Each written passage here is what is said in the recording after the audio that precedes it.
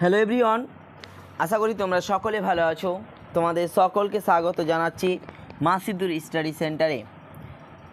আজকে আমরা আলোচনা করব দশম শ্রেণীর ইতিহাস বইয়ের দাশগুপ্ত কর পাহাড়ি ছাত্রা পাবলিকেশন বই 2024 সালে যে নতুনভাবে সংস্করণ হয়েছে সে বইটির আজকে আমাদের আলোচনার বিষয় হচ্ছে অষ্টম অধ্যায়। ওকে, অষ্টম অধ্যায় আজকে আমাদের আলোচনা শেষ। আমরা প্রথম থেকে নিয়ে একেবারে সম্পূর্ণ কমপ্লিট করে দিলাম। তোমরা যদি সেই ভিডিওগুলি দেখে না থাকো তাহলে আমার চ্যানেলের প্লেলিস্টে গিয়ে দেখে নিতে পারো। এছাড়াও আরও আদার্স অন্য অন্য রাইটারের বইয়ের অনুশীলনী সমাধান করে দেওয়া আছে, সেগুলিও তোমরা কিন্তু করে নিও। চলো শুরু করি তাহলে আজকের আলোচনা।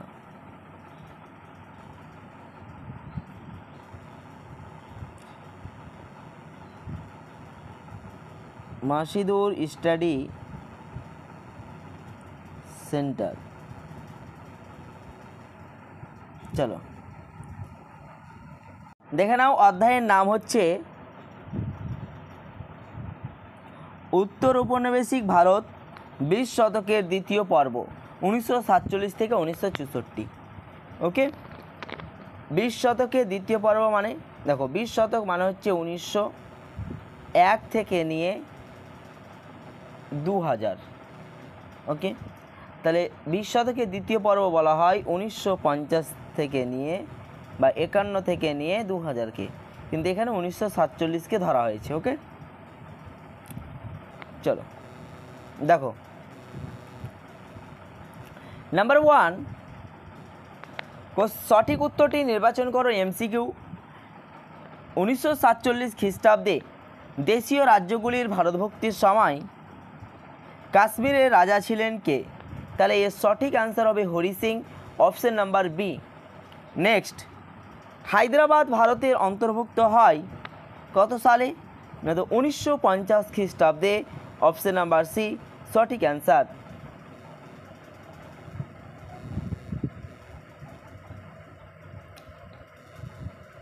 তারপরে নেক্সট দেখে নাও 3 নাম্বার, দেশীয় রাজ্যগুলির ভারতভুক্তিতে প্রধান ভূমিকা গ্রহণ করেছিলেন, তাহলে এর সঠিক অ্যান্সার হচ্ছে Vallabhbhai Patel, option number D.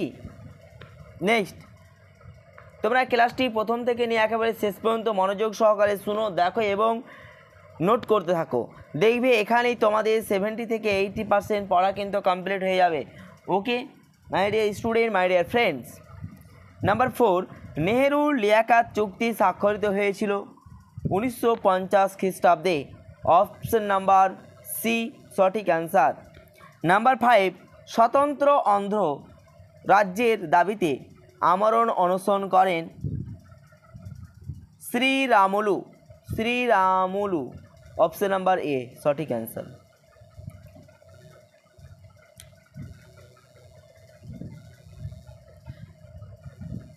ছয় নাম্বার দেখে নাও, বলছে স্বতন্ত্র ভাষাভিত্তিক অন্ধ্রপ্রদেশ গঠিত হয়। তাহলে অন্ধ্রপ্রদেশ কবে গঠিত হয়েছিল?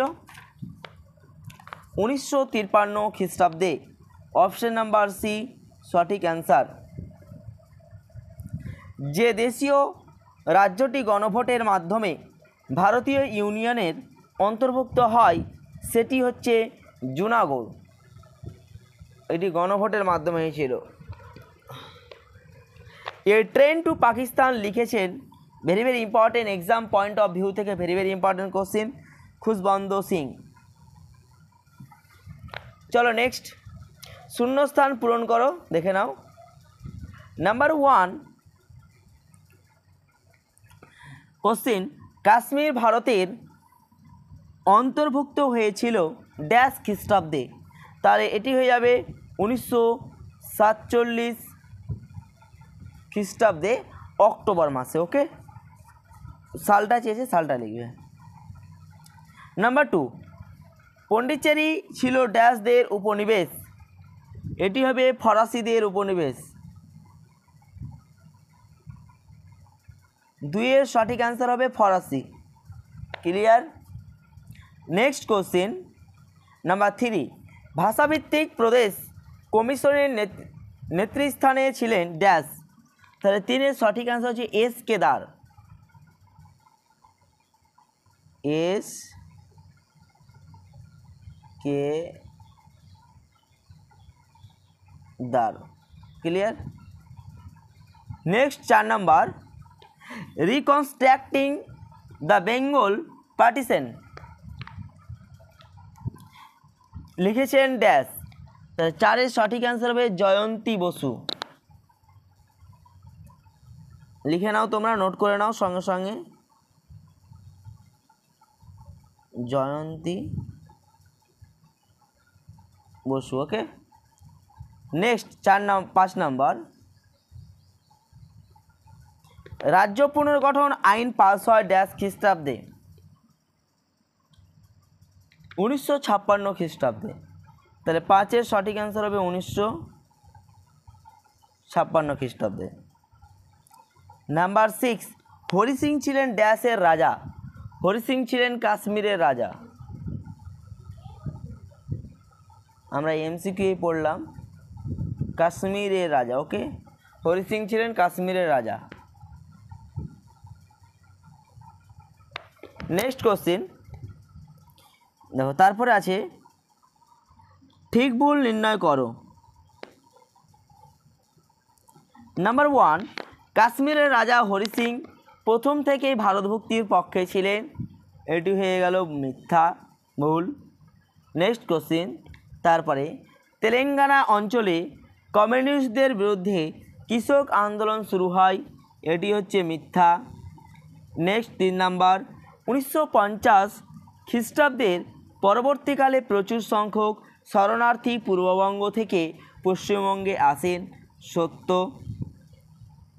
দেখো, পাঞ্জাবে কিন্তু প্রথমে যা এসেছিল, কিন্তু এখানে আমাদের পশ্চিমবঙ্গে কিন্তু প্রায় 1947 থেকে শুরু করে 71 সাল পর্যন্ত এসেছিল শরণার্থী বা উদ্বাস্তু। তারপরে নেক্সট 4 নাম্বার, 1950 খ্রিস্টাব্দে পাকিস্তানের প্রধানমন্ত্রী ছিলেন আইয়ুব খান। তাহলে 4 নাম্বার হয়ে যাবে মিথ্যা। নাম্বার 5, খলিস্তান আন্দোলন শুরু হয়েছিল স্বতন্ত্র অন্ধ্র রাজ্যের দাবিতে। তাহলে এটি হয়ে যাবে মিথ্যা। তাহলে 3-এরটা সত্য, তারপরে মিথ্যা। চলো তারপরে নেক্সট,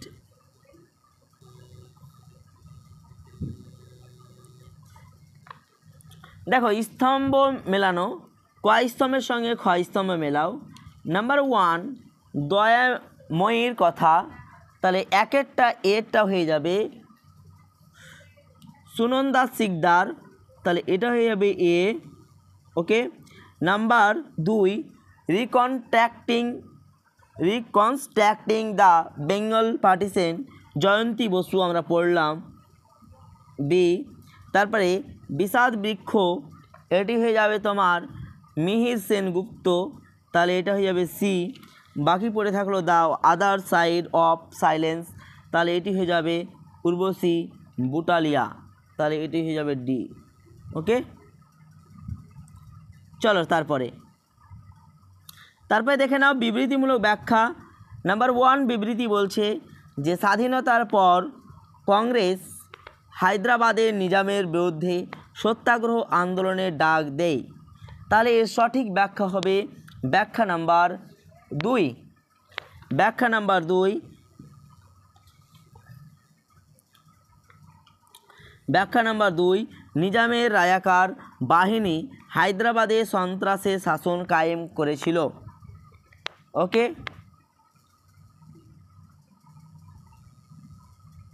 তারপরে বিবৃতি, 1950 খ্রিস্টাব্দে নেহেরু লিয়াকাত চুক্তি স্বাক্ষরিত হয়েছিল।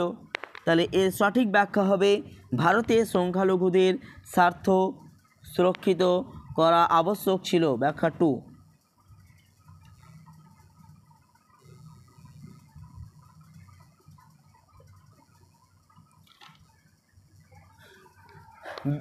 বিবৃতি 3, 1953 খ্রিস্টাব্দে পৃথক অন্ধ্র রাজ্য গঠনে সরকার বাধ্য হয়েছিল। তাহলে 3-এর সঠিক অ্যান্সার হবে ব্যাখ্যা 2। শ্রী রামুলুর অনশনে মৃত্যুর পর পৃথক রাজ্য গঠনের দাবিতে অন্ধ্রে দাঙ্গা শুরু হয়।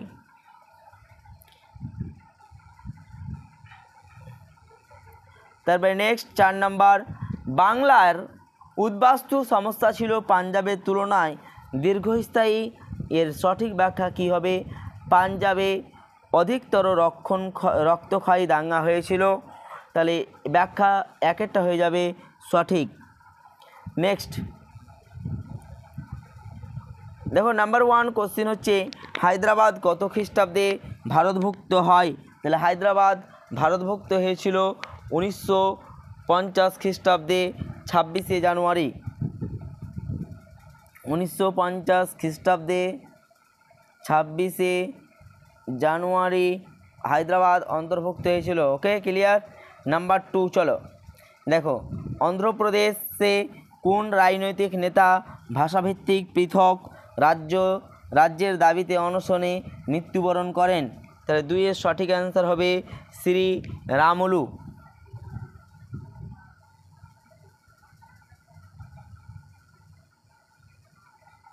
শ্রীরামুলু। ওকে, নেক্সট কোশ্চিন, ভাষাভিত্তিক রাজ্য পুনর্গঠন কমিশন কত খ্রিস্টাব্দে গঠিত হয়? তাহলে 1900 এর সঠিক অ্যান্সার। 3 এর সঠিক অ্যান্সার হবে 1953 খ্রিস্টাব্দে। 1953 খ্রিস্টাব্দে গঠিত হয়। নাম্বার 4 বলছে পাথওয়ে টু পাকিস্তান গ্রন্থটির রচয়িতাকে? এর সঠিক অ্যান্সার হবে চৌধুরী খালিকুজ্জামানের। তাহলে লিখে নাও, বানানটা একটু লিখে দিচ্ছি, চৌধুরী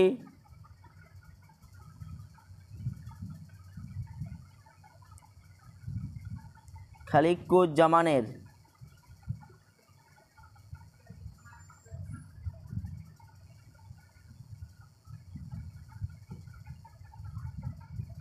ওকে, চলো নেক্সট। তারপরে নেক্সট 5 নাম্বার বলছে যে স্বাধীন নাগাল্যান্ড রাজ্যের উৎপত্তি কত খ্রিস্টাব্দে হয়েছিল? তাহলে এর সঠিক অ্যান্সার হবে 1963 খ্রিস্টাব্দে হয়েছিল। কত খ্রিস্টাব্দে? 1963 খ্রিস্টাব্দে। ওকে, তাহলে আজকে এই পর্যন্ত, দেখা হবে নেক্সট ভিডিওতে। আর তোমাদের জন্যে 4th অধ্যায়ের একটি মক টেস্ট করিয়েছি, সেই ভিডিওটি তোমরা যদি দেখে না থাকো চ্যানেলের প্লেলিস্টে গিয়ে দেখে নিও। ওকে, মক টেস্টের নাম হচ্ছে সুপার 20 MCQ। ক্লাসটি ভালো লেগে থাকলে অবশ্যই তোমার বন্ধুদের মধ্যে শেয়ার করতে ভুলবে না। আর চ্যানেলে নতুন হয়ে থাকলে অবশ্যই চ্যানেলটি সাবস্ক্রাইব করতে ভুলবে না। তাহলে পরবর্তী ভিডিও তুমি তাড়াতাড়ি পেয়ে যাবে এবং বেল আইকনটিও বাজিয়ে দেবে। ওকে, অল নোটিফিকেশানটি অন করে দিবে। Thank you, all the best. তাহলে মন দিয়ে পড়াশোনা করবে, চলো।